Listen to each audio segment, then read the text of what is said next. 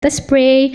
Holy Spirit, patuloy ka po namin ina-acknowledge sa amin pong kalagitnaan this morning. We believe, Lord, na ikaw ay kanina pa naririto at kung kami po ay excited to receive your word, mas excited kang baguhin ang aming mga buhay at ang amin pong mga puso, Panginoon. Samahan niyo po kami at hayaan mo po, Lord God, na ang puso naming lahat ay maging matabang lupa upang lahat ng salita mong maitanim, Panginoon, sa puso namin ay tunay na magbunga sa amin pong mga buhay.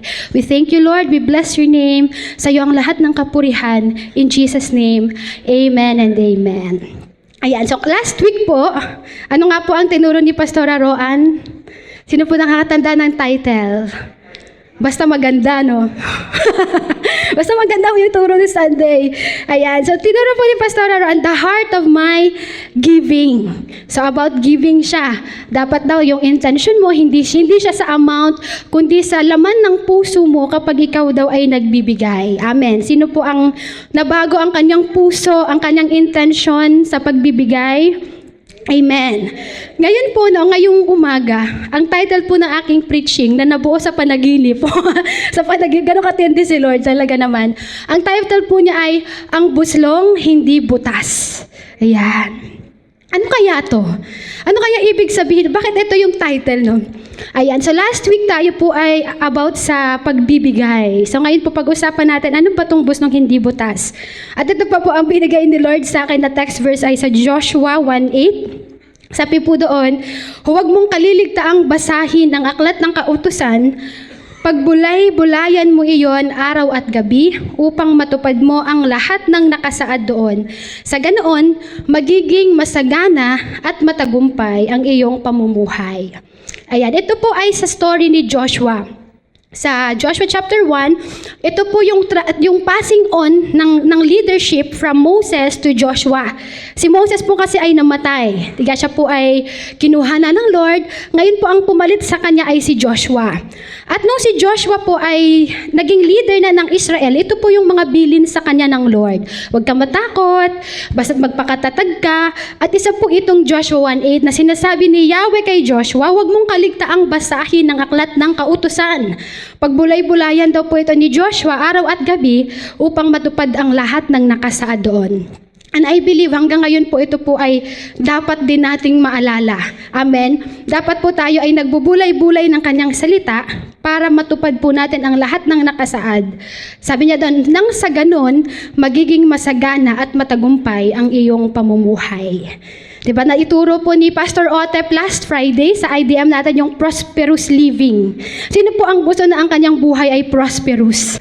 Amen, diba? Yung buhay mo na masagana ka, hindi lang sa finances, kundi sa lahat ng areas ng buhay mo, nararanasan mo yung prosperity. At ang susi po pala ng prosperity ay nandito mismo sa Bible, sa gospel ng ating Panginoon. Di ba sometimes may maririnig tayo, refrain from prosperity gospel. Di ba ganon? Pero in reality, pag tinignan mo naman talaga, the gospel itself teaches how to be prosperous. Di ba? Pero sabi nga ni Pastora Roan, the intention of the heart is very important. Amen po ba? Ang salita po ng Diyos ay tapat. Sino po ang naniniwala doon? Sabi po niya sa Galatians 6:7, we will reap what we sow.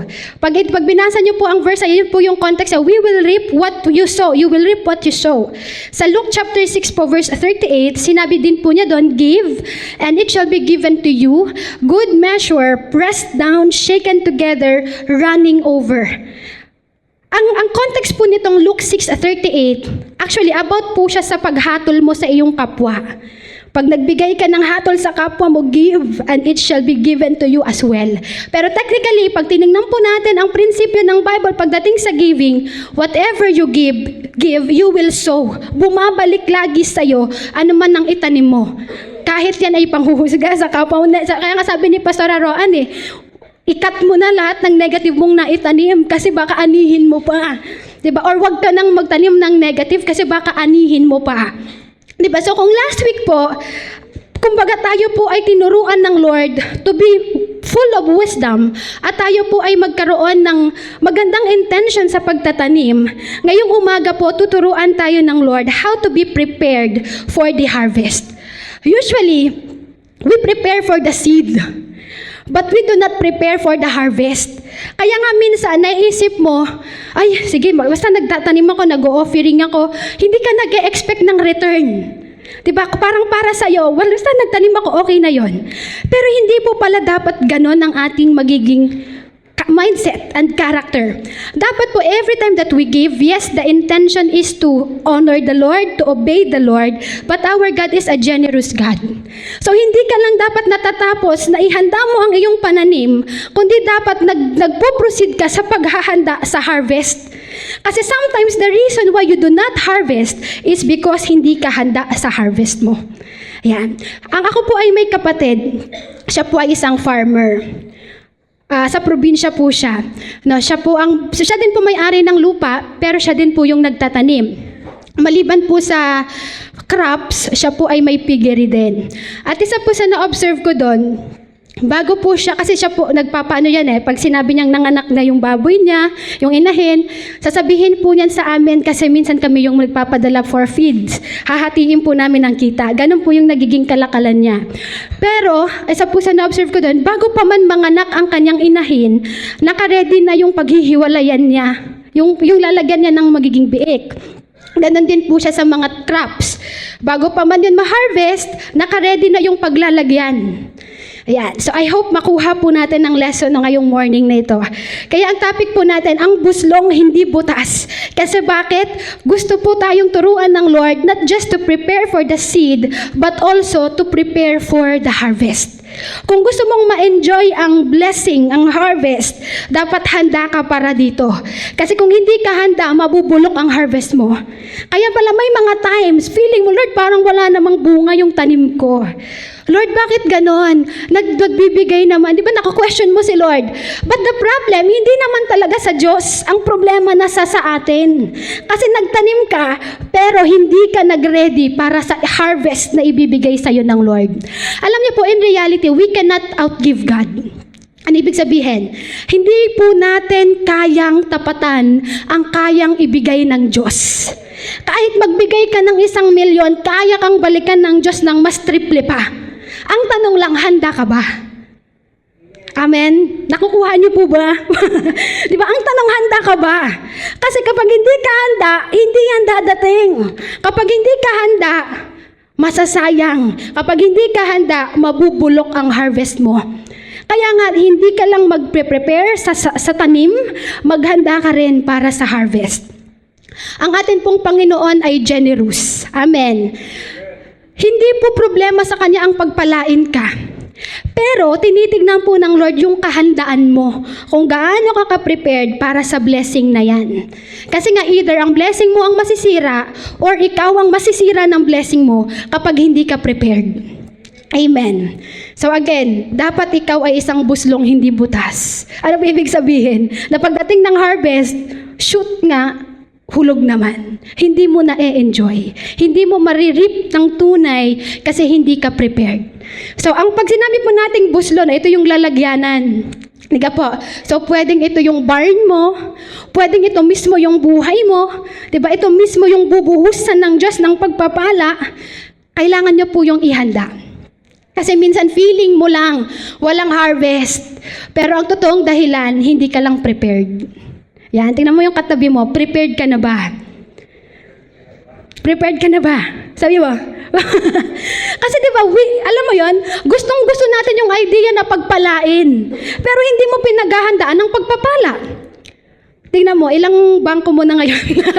Diba? Gusto ka ni Lord i-bless pero wala siyang paglalagyan. Diba? Gusto ka ni Lord buhusan ng matinding pagpapala, pero hindi ka naghahanda para sa pagpapala niya.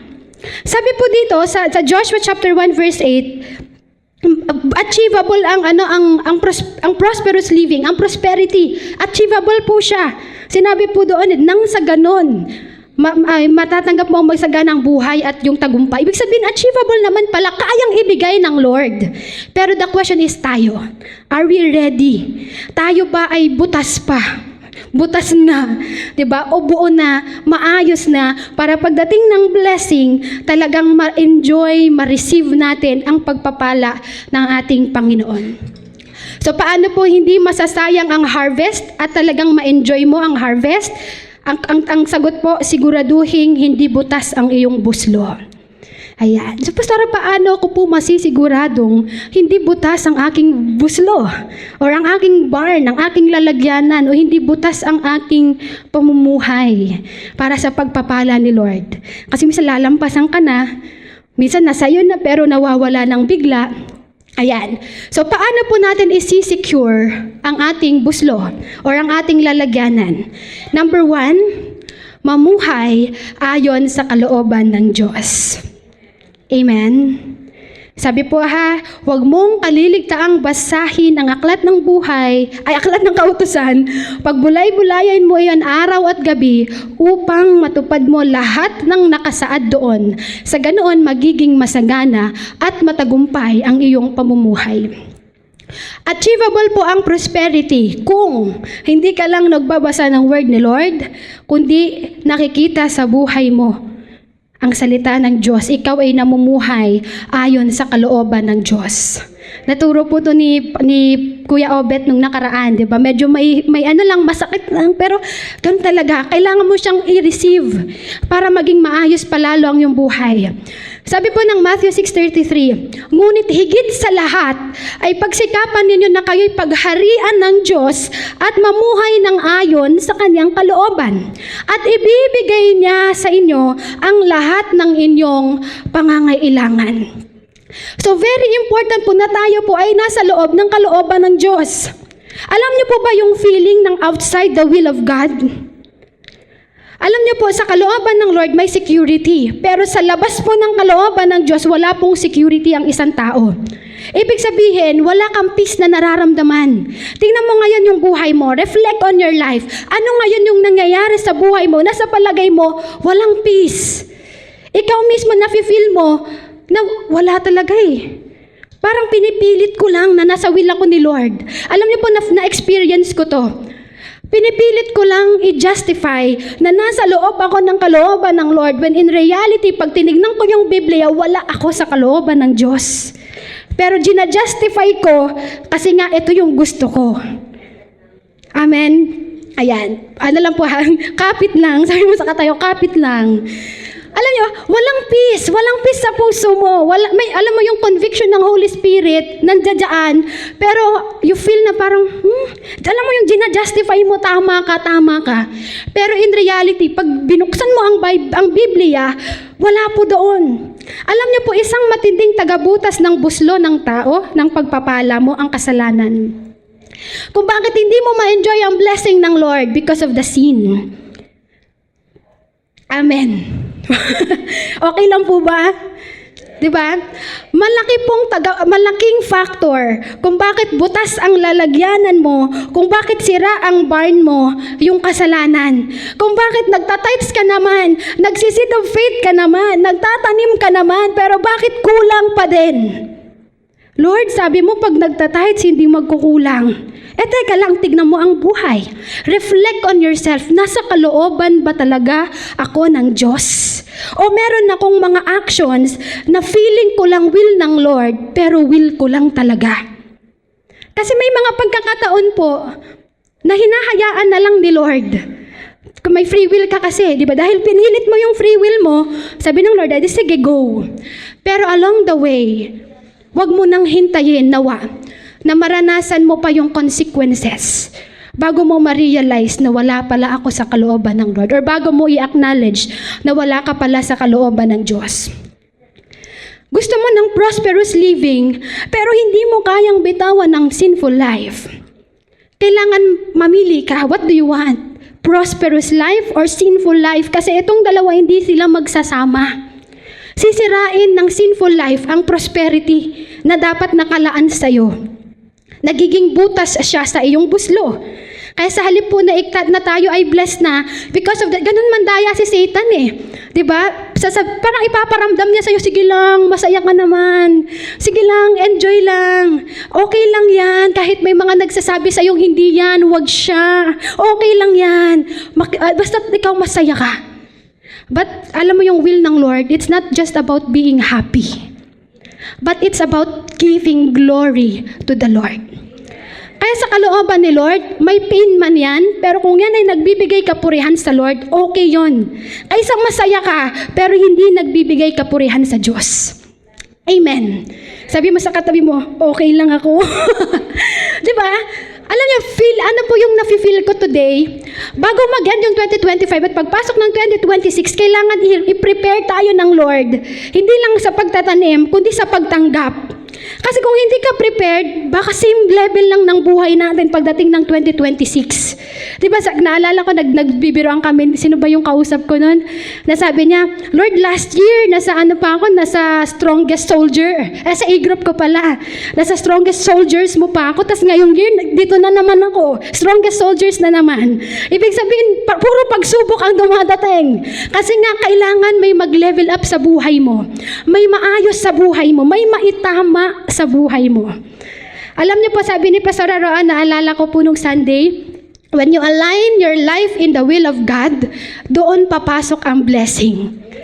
Pero kapag lumayo ka sa kalooban ng Diyos, layo din ang blessing sa iyo. Paano mo malalaman kapag nasa will ka ng Lord? Una, may peace. Pangalawa, sometimes kapag talagang the Lord will send people to remind you. And even the Word of God will tell you. Ang dalangin ko lang, huwag kang maging bingi. Yan. Kasi minsan ganon. Ako po mismo experience ko yan eh. In love ka. Wow. Ganun talaga pag mga bata-bata pa, di ba? In love ka. Kahit may nagsasabi sa yung wag siya. Lord, siya na nga, siya na nga, siya na nga. Di ba? Pero maraming tao nagsasabi, hindi dapat siya. Tingnan mo muna yung sitwasyon, hindi siya. Kaya sabi ko sa asawa ko, wow, may asawa na ako ngayon. Diba?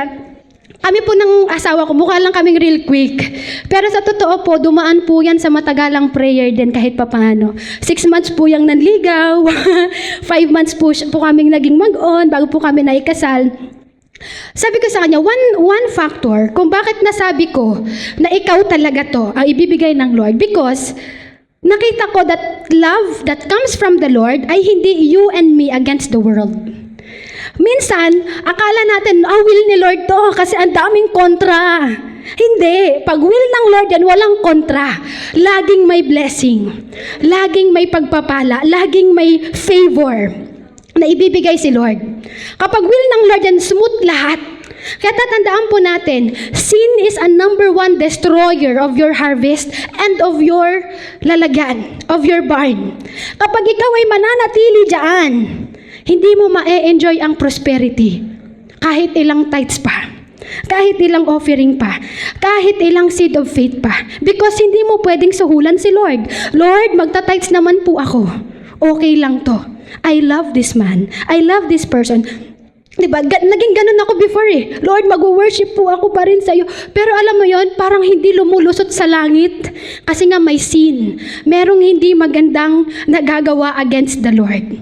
So if we want a prosperous life, kung gusto po natin na secured ang lalaganan ng harvest natin, let go of the sinful life. Bitawan mo yan, hindi worth it. Hindi po worth it na magstay sa ganyang sitwasyon. Hindi lang naman sa relationship kundi even sa mga practices na nagagawa natin na alam natin hindi kalooban ni Lord. Alam ko, ine-impress sa atin ng Lord kung meron man, ine-impress ng Lord yan. Pero wag tayong maging bingi nawa. Kasi ako dati naging bingi ako yan. Dumaan patuloy sa matinding consequences bago na itama ang lahat. At mind you po, mahirap itama pag matagal na. Pag na-enjoy mo na, pag marami ka nang nagawa, ang hirap pong itama. Salamat na lang talaga sa biyaya ng Lord, sa redemption ng Lord. Kaya lang minsan, paano pag huli na ang lahat? Kaya hagat na ririnig pa natin yung reminder ng Lord, let go of the sinful life para ma-receive po natin ang prosperity and success. Sabi po dito sa verse natin, di ba? Pag bulay-bulayan mo. Sino dito nagda-devotion? Amen. Diba? Pero hindi lang po nag-i-end sa nagde-devotion ka dapat. Dapat magtuloy siya sa ginagawa mo ang dine-devotion mo. Kaya kung ang devotion mo kanina ay talagang about refrain from this, refrain from that, apply mo. Kasi doon papasok pa ang blessing, doon papasok ang prosperity. Number 2 po, paano ma-secure ang buslo, ang iyong lalagyanan? Sumunod sa Panginoon or patuloy na sumunod sa Panginoon. Ayan, huwag kang mapagod sumunod sa ating Diyos. Sabi po ng Deuteronomy chapter 28 verse 1, kung susundin lamang ninyo si Yahweh na inyong Diyos at tutuparin ang kanyang mga utos, gagawin niya kayong pinakadakila sa lahat ng mga bansa sa balat ng lupa. It is a promise from the Lord sa Israel. Pero even today, I believe, if we obey the Lord, may blessing talaga sa pagsunod. Hindi man lagi yan material o physical. But when we obey the Lord, lagi yang may blessing. Kasi yun lagi ang kondisyon ng Lord. Basta sumunod ka, may blessing. Whether sa strength mo, sa health mo, sa family mo, dumadalo yan. Pero lagi yan may pagpapala. Amen? At para malaman po natin, ano ba ang command ni Lord? Ano ba ang utos ng Lord? Siyempre, kailangan po natin ang Bible.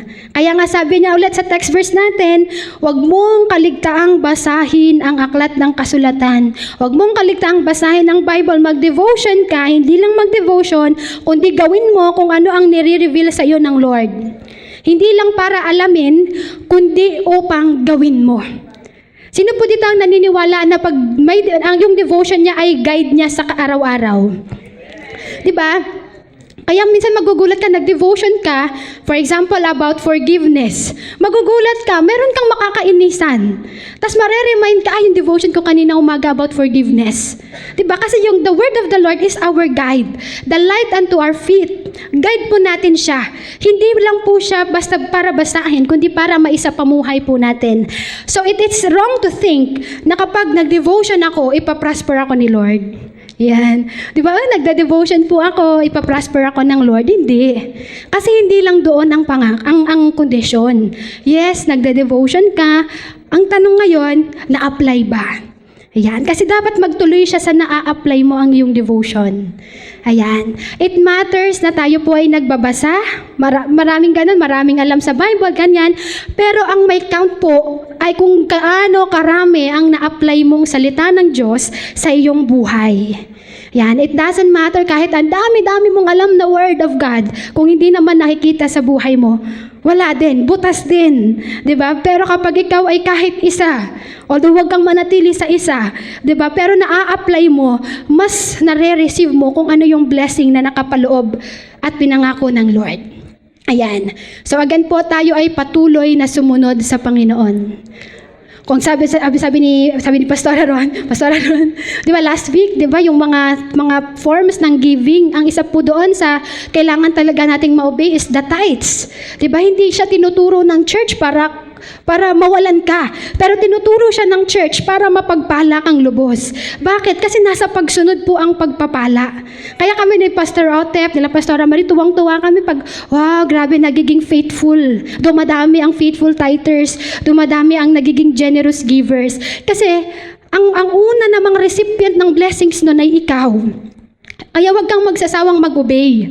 Kung sa palagay mo man, Lord, nag-tithes po ako pero parang may delay ng kaunti. Sige lang, tuloy lang, obey lang ng obey. At reflect, baka may kailangan pa ring ayusin sa ating buhay kung bakit may mga delays. Kasi again, wala pong problema sa blessor.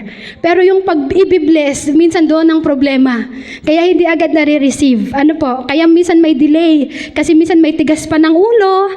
Di ba? Minsan may mga dapat pang ayusin. Ayan. Number 3 po. Last na to. Bilis no. Number 3, maging mabuti kang katiwala or maging mabuting katiwala. So para ma-secure ang ating buslo na hindi talaga mawala ang pagpapala kundi talagang ma-receive at ma-enjoy ninyo nating lahat. Number 3 po, maging mabuting katiwala. Sabi po ng Matthew chapter 25:21, sinabi sa kanya ng Panginoon, magaling, tapat at mabuting lingkod. Halika, makihati ka sa aking kagalakan. Naging tapat kitang tagapamahala ng Naging tapat ka sa kaunting halaga, kaya gagawin kitang tagapamahala ng malaking halaga.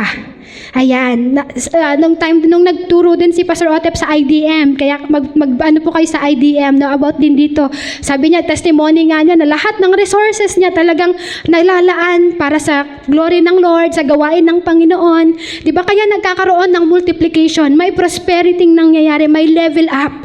So, ang pagiging good steward po ay hindi pagkimkim. Ang pagiging good steward po ay pagiging matalino na ang resources mo ay magamit para sa kapurihan ng ating Panginoon. Maging generous ka, yes. Maganda yon, giver ka, generous ka, but be wise. Diba? At ang pagiging mabuting katiwala po, at ang pagiging matalinong giver, ay inuuna kung ano yung talagang magbibigay kapurihan sa Lord. Ayan.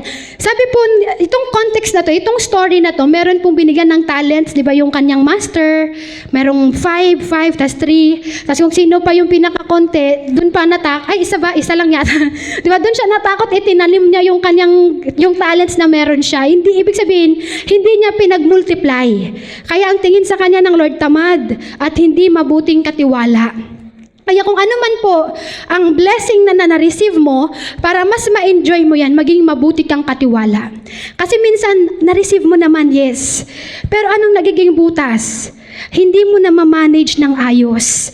Kaya in the end, natanggap mo nga, pero ang bilis na wala. Oh. Parang ano yun, no? Ang bilis na wala. Kasi bakit? Hindi naging mabuting katiwala. Minsan kapag nandyan na yung harvest, 'di ba? Sige, larga kung ano-ano, 'di ba? Minsan pag nandyan na yung harvest, binabasta-basta.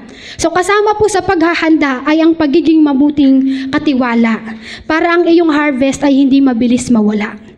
Ang harvest mo ay talagang ma-enjoy mo at ang harvest mo ay talagang magamit pa rin para magbigay ng kapurihan sa ating Panginoon. If you want more, sabi nga ng text verse na to, sabi niya, kaya gagawin kitang tagapamahala ng malaking halaga. Yan, kung gusto mo ng mas marami pa, yung nare-receive mong blessing na yan, maging mabuti kang katiwala dyan. Hindi mo siya kikimkimin, itatago, kundi gagamitin mo siya para sa kapurihan ng ating Panginoon.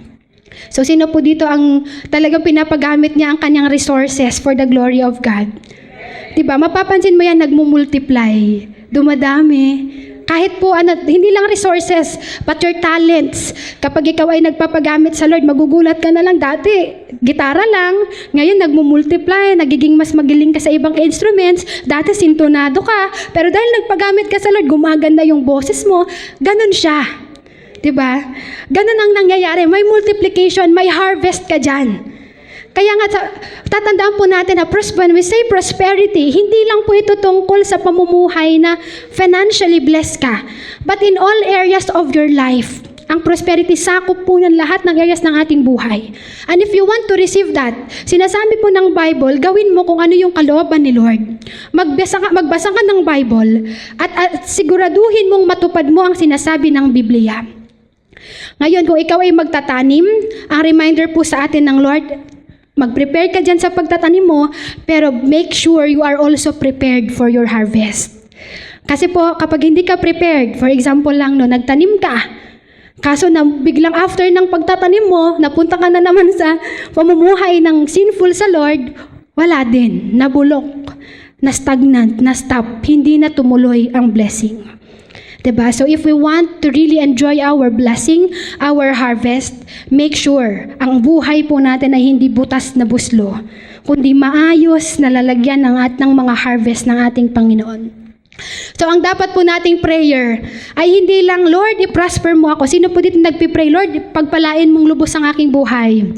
Diba? Lahat tayo nagpipray niyan. Pero dapat hindi lang po pala yan ang prayer natin. Kundi dapat kasama po sa prayer natin, Lord, tulungan mo po akong matupad ang salita mo. Magawa ang kalooban mo. Bakit? Kasi doon palang papasok ang prosperity kapag nagagawa mo ang kalooban ng ating Panginoon. Obedience comes first before prosperity. Yan, hindi po nauuna ang pagpapala. Hindi po nauuna ang favor. Ang una po lagi ang iyong pagsunod, ang iyong paggawa sa kalooban ng ating Panginoon. Tingnan mo muna ang katabi mo. Sabi mo, inuuna mo ba ang kalooban ni Lord? Parang ano yun, no? So, a reminder po ito sa atin, lalo na ngayong season Christmas, di ba? Giving, giving, giving. Ibig sabihin, the more you give, the more you will receive. So, kapag ikaw ay nandun na sa ang dami mo nang binigay, huwag mong hayaang masayang. Prepare for the receiving season. Prepare for the harvest season. Huwag mong hayaan na nagtanim ka lang, pero walang return. Although, di ba, sabi nga ni Pastor Lara, again, intention of the heart is dapat. Pero kasi si Lord nang nagsabi, when you give, you will receive. Di ba? Tapat si Lord eh. Kapag naglalabas ka, laging may papasok din sa'yo at may magbabalik din sa'yo. What you sow, you will reap. So, kailangan, hindi ka lang prepare sa pagsusow, sa pagtatanim, prepare for the harvest. Amen? Again po ha, season of giving. Huwag mong hayaang nag-effort ka lang magbigay, pero hindi mo paghahandaan ng harvest. Sino dito gusto ng harvest? Prepare for it. Maghanda ka. Wag ka lang basta nagtanim po ako, nagbigay po ako. Wag ganon. Kailangan maging mindset at character natin. I will prepare also for the harvest. Paano ka ulit magpe-prepare? Mamuhay ka ayon sa kalooban ng Diyos. Sumunod tayo sa Panginoon at patuloy na maging mabuting katiwala. Bakit? Kasi pag hindi po tayo ganon, sayang lahat ng pagbibigay. Sayang lahat ng ginagawa natin kapag may butas ang ating buslo. Kapag may spot ang ating buhay, hindi po natin ma-enjoy ang prosperity. Amen? Sige po, tayo pong lahat ay tumayo. Thank you, Jesus. Lord, naniniwala po ako, you are preparing us for a great harvest. Grabe, 2025 na. Next month, 2026. Dapat yung 2026 natin talagang prepared ka sa seed, prepared ka din sa harvest. Amen po ba? Pwede po ba tayong lahat ngayon ay pumikit? And i-reflect lang natin ang ating buhay. Ayan. Alam ko may mga bagay na kailangang maitama pa sa atin. And if you are so honest to say that, Lord, meron pang kailangan ayusin. Meron pang butas, Lord, na kailangan masil. Meron pang nagiging butas ang aking buslo. Come on, be honest. Sabi mo sa ating Panginoon. And don't be afraid, i-surrender mo sa ating Jesus. Come on, church, speak to God right now. Surrender that sin. Surrender mo yung bisyong yan. Surrender mo yung practice na yan na nagiging butas para mas ma-receive mo pa ang pagpapala ng Diyos. Kasi dito po sa ating church and even the Bible, hindi lang siya nagtiteach magbigay ka ng magbigay, but the Word of God also tells us to prepare. Kasi may blessing, kasi may harvest na parating, may prosperity parating, pero para ma-receive mo yan, kailangan walang butas ang iyong buslo. Ang iyong buhay ay silyadong-silyado. We thank you, Jesus. Lord, alam mo ang laman ng puso ng bawat isa. Alam mo, Panginoong Jesus, ang mga bagay na dapat mabitawan. Alam mo, Lord, ang mga bagay na dapat ng talikuran. Ang prayer ko, Panginoon, tulungan mo ang aking mga kapatid. Tulungan mo po kaming makapamuhay sa iyong kalooban. Tulungan mo kami, Panginoon, na makasunod sa iyo. Tulungan mo kami na maging mabuting katiwala. Lord God, dahil alam ko, Lord Jesus, matindi ang harvest na parating. Lord, ang tindi ng harvest na nais mong ibuhos sa JA1 Cainta, Panginoon. Kaya I believe, Lord God, patuloy mo kaming tuturuang maging prepared. Bigyan mo ang bawat isa sa amin ng puso, Lord God, na handang bitawan ng mga bagay, ang mga ginagawa namin na hindi mo kalooban. Lord, naniniwala ako, you are opening ears right now. Wala pong spiritual na bingi sa JA1 Cainta family. Ang lahat ay handang makinig, ang lahat ay handang sumunod sa iyo. Lord, we are ready. We are prepared. Let that harvest be poured out upon us. Hallelujah. Come on, church. Lift it up to Jesus. I-surrender mo yung bagay na yan. Give it up to the Lord. Thank you, Jesus. Hallelujah.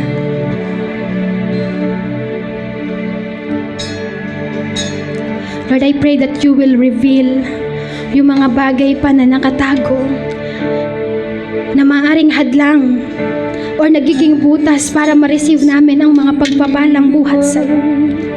We are ready to be corrected. We are ready to be rebuked. We are ready, Panginoong Jesus, na ayusin mo ang aming buhay because we want the harvest, Panginoon. We want na ma-enjoy namin yung prosperity, yung harvest na yan. I am declaring, Panginoong Jesus, paayos ng paayos ang aming buhay. At lahat ng natanim po namin mula January hanggang ngayong December, Panginoon, hindi ito masasayang. Lord, lahat ng naitanim ng aking mga kapatid mula January hanggang December, I pray hindi masayang, Panginoon. So ang dalangin ko, Ama, bigyan mo ang bawat isa ng puso na handang sumunod sa iyong kalooban, na handang gawin ang kalooban mo, Panginoon. Bitawan ang mga bagay na dapat bitawan, talikuran ang mga dapat talikuran, Panginoon. Thank you, Jesus. Holy Spirit, patuloy mong i-convict ang bawat isa sa amin. Patuloy kang mangusap sa amin. Patuloy mong ayusin ang puso namin. At Lord, hindi kami magiging bingi, Panginoon. Ano man ang nais mong i-give up namin, ano man ang nais mong i-surrender po namin, we are giving it unto you, Jesus. Ang J1 Kainta po ay blessed, Panginoon. Bawat isang naririto, Lord God, i-bless mong tunay ang buhay. Kasabay po, Lord God, ng mga pangakong pagpapala. Panginoon, inaayos mo kami lahat. Lord, isa lang ang napatunayan namin this morning. Gusto mo talagang ma-enjoy namin yung harvest. Lord, nakita po namin, and I am feeling it, Lord God, napakatindi ng pagpapalang dadalhin mo sa buhay namin. The very reason why ito po'y pinaparinig mo sa amin yung salita mo because you want to bless us more. Kaya naman, Lord God, I believe and I am praying na bawat isa sa amin, Lord, truly handang-handa na tanggapin ang pagpapala mo sa buhay namin lahat. Thank you, Jesus. Can we all just sing this song? Come on. Everything I need, I have decided to follow Jesus. No turning back. Come on, awitan po natin ang ating Panginoon as we sing the song. Lift up everything to Jesus. Hallelujah. To follow Jesus. No turning back.